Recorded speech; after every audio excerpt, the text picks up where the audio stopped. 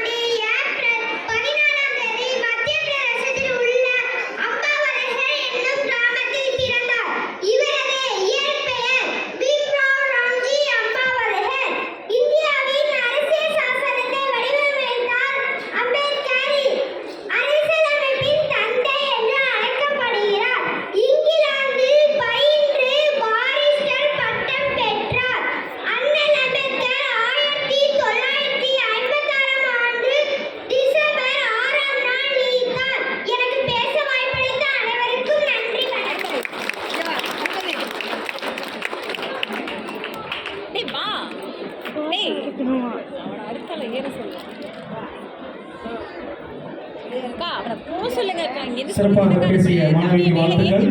அடுத்ததாக புத்தகத்தை பற்றி பொன்மொழிகளை கூற வருகிறார் தியாஸ்ராஜ்.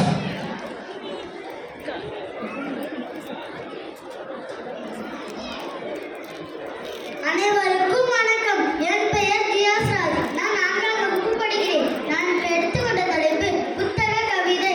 தலை குனிந்து என்னை பார், தலை நிமிர்ந்து உன்னை நடக்க வைக்கிறேன். காலம் என்னும் ஆழ்கடலில் நீந்துகின்றவனுக்கு அறிவு என்னும் துறைமுகத்தை அடைய கலங்கரை விளக்கமாக அமைந்துள்ளவை சிறந்த புத்தகங்கள்.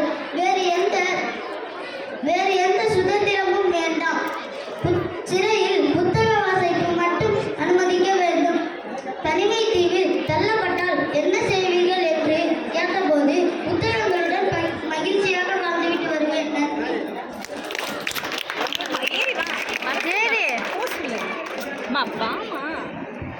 பொன்மொழி கூறிய தியாஸ்ராஜ் மாணவருக்கு நன்றி. அடுத்ததாக சுற்றுச்சூழல் பாதுகாப்பு பற்றி பாட வருகிறார் லிகிதா.